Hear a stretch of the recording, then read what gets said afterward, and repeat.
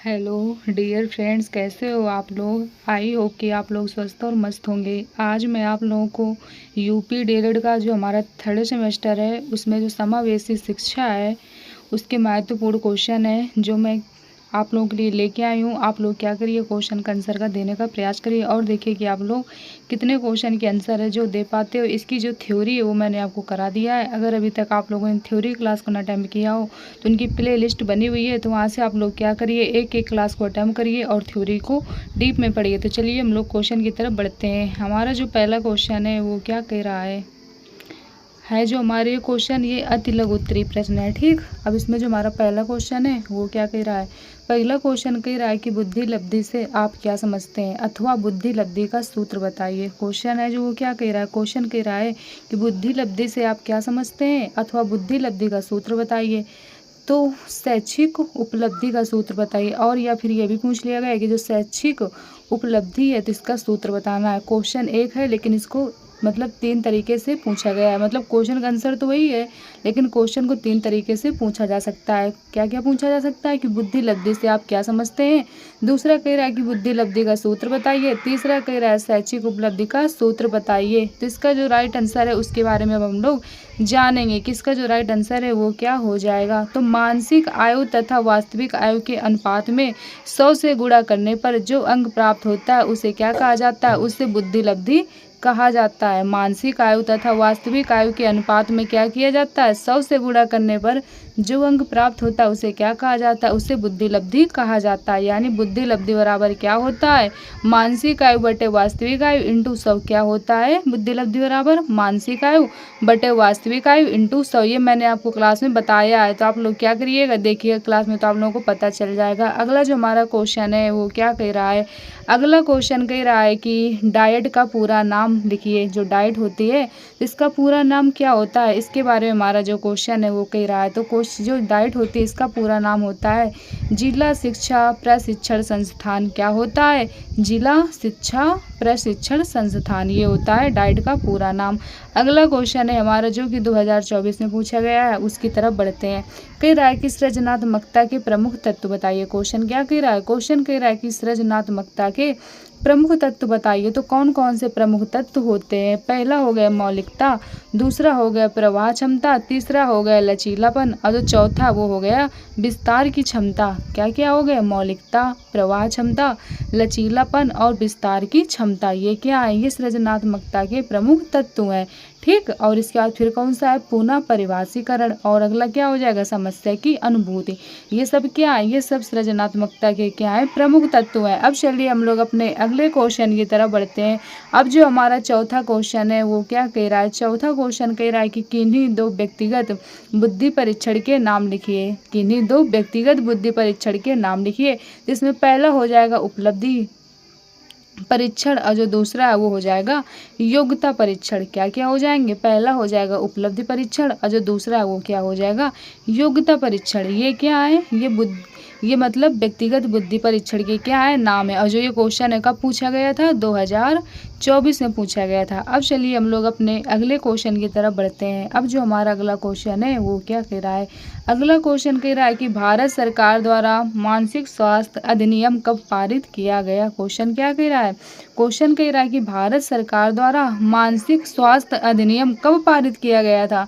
तो इसका जो राइट आंसर है वो क्या हो जाएगा, क्वेश्चन जो आंसर है वो हो जाएगा भारत सरकार द्वारा मानसिक स्वास्थ्य अधिनियम 7 अप्रैल 2017 को पारित किया गया था। कब किया गया था, 7 अप्रैल 2017 को पारित किया गया था। अगला क्वेश्चन कह रहा है कि परामर्श में सहयोग देने वाली 2 संस्थाओं के नाम लिखिए। ये क्वेश्चन कब पूछा गया था, 2022 में और 2024 में। क्या है क्वेश्चन, परामर्श में सहयोग देने वाली 2 संस्थाओं के नाम लिखिए। तो इसका जो राइट आंसर है क्या हो जाएगा, डायट, जिला चिकित्सालय और मनोविज्ञान। ये क्या है, ये परामर्श में सहयोग देने वाली संस्थाएं हैं। अब चलिए हम लोग अपने अगले क्वेश्चन की तरफ बढ़ते हैं। अगला क्वेश्चन कह रहा है कि भाषा कौशल का सही क्रम बताइए। जो भाषा कौशल होता है तो इसका सही क्रम क्या है, तो समान रूप से सर्वमान्य भाषा कौशल विकास का क्रम क्या होता है, सुनना, बोलना, पढ़ना, लिखना। इसको हम लोग किस नाम से जानते हैं, इसको हम लोग सुब्बो पाली के नाम से भी जानते हैं। किसके नाम से, सुब्बो पाली के नाम से।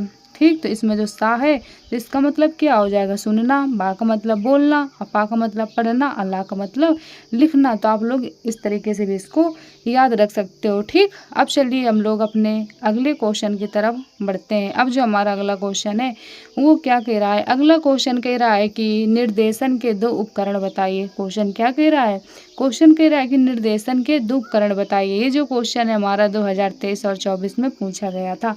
पहला कह रहा है साक्षात्कार, और दूसरा क्या हो जाएगा, प्रश्नावली। क्या हो जाएगा, साक्षात्कार और प्रश्नावली। अगला क्वेश्चन कह रहा है कि परामर्शदाता के 4 गुण बताइए। क्या क्वेश्चन कह रहा है, परामर्शदाता के 4 गुण बताने हैं। तो इसमें जो पहला है वो हो जाएगा उपबोध की, समस्याओं को समझकर उन्हें मुक्ति दिलाने में मदद करनी चाहिए। और जो दूसरा है वो कह रहा है उसे ऐसे उपाय बताने चाहिए जिससे उसकी शैक्षणिक उपलब्धि में क्या हो, वृद्धि हो जाए। अगला कह रहा है कि अपने साथी छात्रों में उनके संबंध किस प्रकार अच्छे रहें, इस कार्य में क्या करनी चाहिए, परामर्शदाता से अच्छी सलाह भी लेनी चाहिए। अगला जो है वो क्या हो जाएगा, अगला कह रहा है कि उनके व्यवहार में क्या वास्तव में कुछ कमियां हैं, इसका भी सही आभास उन्हें कराना चाहिए कि जो मतलब बिहेवियर है उसमें क्या कमियां हैं। तो अगर जो कमियां होंगी तो उसको भी क्या करेंगे, दूर करेंगे। ठीक, अगला क्वेश्चन कह रहा है कि समूह परामर्श से क्या तात्पर्य है। ये क्वेश्चन का पूछा गया था, 2024 में पूछा गया था। क्वेश्चन क्या है, समूह परामर्श से क्या तात्पर्य है। तो समूह परामर्श मनोचिकित्सा का एक रूप है। जो समूह परामर्श है वो क्या है, मनोचिकित्सा का एक रूप है। इसमें एक या अधिक परामर्शदाताओं के मार्गदर्शन में समान समस्याओं से जूझ रहे लोगों का एक समूह मिलता है, जिसमें लोग अपनी समस्याओं पर चर्चा करते हैं और एक दूसरे से सीखते हैं। और क्या होता है, चर्चा करेंगे, और फिर जब चर्चा करेंगे तो अपनी अपनी बात को रखेंगे, तो फिर क्या होगा, इससे मतलब एक दोनों क्या करेंगे, एक दूसरे मतलब सीखते हैं दोनों लोग आपस में। ठीक, इसकी मैंने थ्योरी आपको क्लास में कराया है, वहाँ पे बहुत डीप में बताया है। तो आप लोग उसको समझेंगे तो आप लोगों को ये चीज़ें और अच्छे से समझ में आएंगी। अगर आप लोग क्वेश्चन केवल देखोगे तो शायद उतने अच्छे से समझ ना पाओ। अगला क्वेश्चन कह रहा है कि छात्रों को निर्देशन प्रदान करने के लिए 2 विधियों के नाम बताइए। ये क्वेश्चन कब पूछा गया था, 2024 में। तो पहला हो जाएगा अनुभवात्मक अधिगम, दूसरा हो जाएगा सहभागी अधिगम। ठीक, अगला क्वेश्चन कह रहा है कि शैक्षिक लब्धि से आप क्या समझते हैं। तो शैक्षिक लब्धि का अर्थ है किसी छात्र की कालानुक्रमिक आयु और शैक्षिक योग्यता का अनुपात।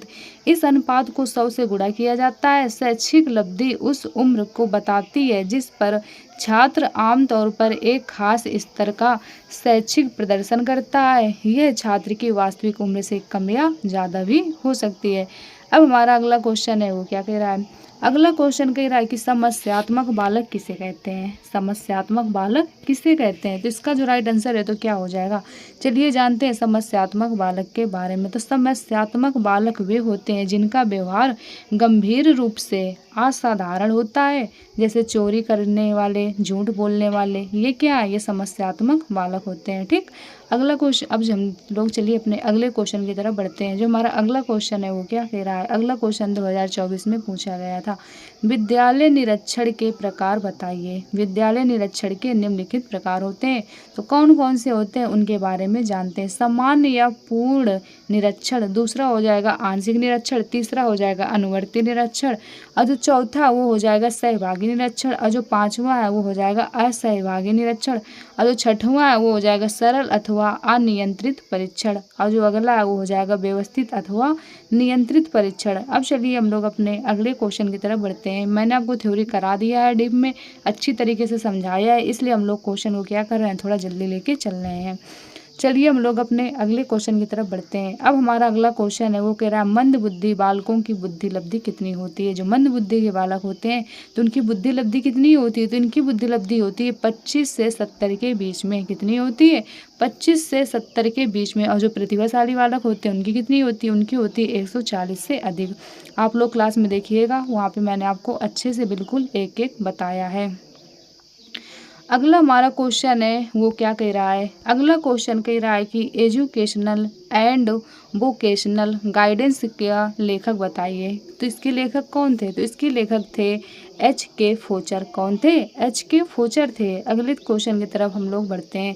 अगला क्वेश्चन कह रहा है कि समान बच्चों की बुद्धि लब्धि कितनी होती है? तो जो समान बच्चे होते हैं इनकी बुद्धि लब्धि कितनी होती है? तो इनकी बुद्धि लब्धि होती है 90 से 110। कितनी होती है? 90 से 110। ये आप लोगों को याद रखना है। ये क्वेश्चन बहुत ज़्यादा एग्जाम में पूछे जाते हैं, टेट सी टेट में और सुपर टेट में बहुत ज़्यादा पूछे जाते हैं। अभी तो मान लीजिए पूछे ही जाएंगे। अगले क्वेश्चन की तरफ बढ़ते हैं। अगला क्वेश्चन कह रहा है कि प्रतिभाशाली बच्चों की बुद्धि लब्धि कितनी होती है? प्रतिभाशाली बच्चों की बुद्धि लब्धि कितनी होती है? तो इनकी होती है 140 से अधिक। कितनी होती है? 140 से अधिक। और जो बुद्धि लब्धि होती है हम लोग कैसे निकालते हैं? इसका मैंने आपको सूत्र बताया है कि मानसिक आयु बटे वास्तविक आयु इंटू 100। तो यहाँ से क्या होती है? हमारी बुद्धि लब्धि निकल आती है। और बुद्धि लब्धि जितनी निकलेगी उसी हिसाब से हम लोग आकलन कर लेंगे कि मतलब कौन से किस कैटेगरी में बच्चा आएगा। ठीक, इसके बाद पर्यवेक्षण का क्या अर्थ है? चलिए जानते हैं। जो पर्यवेक्षण होता है इसका अर्थ क्या होता है? पर्यवेक्षण में विद्यालय के गतिविधियों का मूल्यांकन किया जाता है। इसकी सहायता से अध्यापकों की कार्यकुशलता को बढ़ाया जाता है। पर्यवेक्षण द्वारा शिक्षण अधिगम प्रक्रिया में क्या किया जाता है? सुधार लाया जाता है। यानी इससे क्या होता है? विद्यालय को मतलब चेक किया जाएगा कि विद्यालय में क्या दिक्कत है, उसी हिसाब से फिर क्या किया जाता है? सोल्यूशन निकाला जाता है। ये हमारे क्या होता है? पर्यवेक्षण होता है। अब चलिए हम लोग अपने अगले क्वेश्चन की तरफ बढ़ते हैं। अगला क्वेश्चन कह रहा है कि निदान एवं उपचार को समझाइए। निदान में समस्या का क्या किया जाता है? पता लगाया जाता है। और उपचार में समस्या का समाधान करते हैं। आप लोग डॉक्टर के पास जाते हो तो अपनी क्या करते हो? प्रॉब्लम बताते हो कि नहीं बताते हो? फिर क्या होता है? फिर उपचार बताता है, डॉक्टर आपको दवा देते हैं। तो जब डॉक्टर ने आपसे प्रॉब्लम पूछी तो ये क्या हुआ? मतलब उसने आपकी समस्या को जाना कि आपको क्या प्रॉब्लम है, फिर इसके बाद दवा लिखी तो ये क्या हुआ? ये उपचार हुआ। तो वही कहा गया है कि निदान एवं उपचार को समझाइए। तो निदान में क्या होता है? समस्या का पता लगाते हैं और उपचार में समस्या का समाधान करते हैं। ये क्वेश्चन 2022 में पूछा गया था। अगला क्वेश्चन कह रहा है कि पर्यवेक्षण एवं निरीक्षण में अंतर बताइए। पर्यवेक्षण में केवल गुणवत्ता पर ध्यान दिया जाता है, जबकि निरीक्षण में क्या होता है? गुण एवं दोष दोनों को इंगित किया जाता है। परीक्षण में क्या होता है? पर्यवेक्षण में क्या होता है? केवल गुणवत्ता पर ध्यान दिया जाता है। किस पर ध्यान दिया जाता है? गुणवत्ता पर ध्यान दिया जाता है। और जबकि निरीक्षण में क्या होता है? गुण एवं दोष दोनों को क्या किया जाता है? इंगित किया जाता है। अब चलिए हम लोग अपने अगले क्वेश्चन की तरफ बढ़ते हैं। अगला क्वेश्चन कह रहा है कि मनोविज्ञानशाला उत्तर प्रदेश में कब और कहाँ स्थापित की गई थी? ये क्वेश्चन 2022 में पूछा गया था। तो सन 1947 में कहाँ की गई थी? इलाहाबाद में की गई थी। शिक्षण एवं निर्देशन में अंतर बताइए। चलिए जानते हैं जो शिक्षण और निर्देशन इसमें क्या अंतर होता है। तो शिक्षण एक प्रक्रिया है शिक्षा प्रदान करने की, जबकि निर्देशन में मार्गदर्शन प्रदान किया जाता है। शिक्षण क्या है? एक प्रक्रिया होती है शिक्षा प्राप्त करने की, और जबकि निर्देशन में क्या होता है? निर्देशन एक मार्गदर्शन है। ठीक, अब चलिए हम लोग आगे बढ़ते हैं। शारीरिक विकलांग बालक कौन कौन से होते हैं? चलिए जानते हैं कि जो शारीरिक विकलांग बालक होते हैं ये कौन होते हैं। तो ऐसे बालक जो अस्थिबाधित, दृष्टिबाधित, श्रवणबाधित तथा मूक बाधिर होते हैं वो शारीरिक विकलांग बालक कहलाते हैं। यानी जिन बच्चों को क्या होती है? शरीर से प्रॉब्लम होती है। ठीक, तो वही क्या कहलाएंगे? शारीरिक विकलांग बालक कहलाएंगे। अगला क्वेश्चन कह रहा है कि पिछड़ापन मापने की क्या इकाई है? जो पिछड़ापन होता है तो इसके मापने की क्या इकाई है? तो इसका जो राइट आंसर है वो हो जाएगा बुद्धि लब्धि। बुद्धि लब्धि के माध्यम से हम लोग पता लगा लेंगे कौन बच्चे किस श्रेणी में। तो आई होप कि आप लोगों को यहाँ तक के क्वेश्चन बहुत बेहतर तरीके से समझ में आए होंगे और आपने क्या किया होगा? प्रॉपर समझा भी होगा। और अगर आप लोगों ने थ्योरी क्लास अच्छे से देखी होगी तो आप लोग क्वेश्चन के आंसर बहुत आसानी से दे लिया होगा और आप लोगों को कोई भी दिक्कत भी नहीं होगी और आप लोगों ने समझा भी होगा कि मतलब क्या है। ठीक, कोई नया नहीं लगा होगा, कोई भाषा आप लोगों को नई नहीं लगी होगी। इसलिए कह रहे हैं कि अगर अभी तक आप लोगों ने मतलब थ्योरी क्लास को ना देखा हो तो उनको देखिए, तो आप लोग जो भाषा है इसको अच्छी तरीके से समझ जाओगे। तो चलिए आज क्लास को हम लोग यहीं तक रखते हैं। अगली क्लास में फिर हम लोग क्वेश्चन लेके आएंगे और उनका क्या करेंगे? डिस्कशन करेंगे। लेकिन अगर आप लोग थ्योरी क्लास नहीं कंप्लीट करोगे तो फिर आप लोग क्वेश्चन के आंसर देने में उतनी मतलब हेल्पफुल नहीं होगी। मतलब उतने अच्छे तरीके से आप लोगों को जो क्वेश्चन है वो समझ में नहीं आ पाएंगे क्योंकि उनकी भाषा है वो थोड़ी लेंदी है। इसलिए आप लोग क्या करिए? मतलब क्लास को अटेम्प्ट करिए। तो आप लोग क्या करिए? वीडियो को भी ज़्यादा से ज़्यादा दोस्तों तक शेयर करिए जिससे क्या उनकी भी हेल्प हो सके। चैनल को लाइक और सब्सक्राइब करिए जिससे आने वाली नोटिफिकेशन आप लोगों को टाइम टू टाइम मिलती रहे। तो चलिए आज क्लास को हम लोग यहीं तक रखते हैं। Okay, thank you.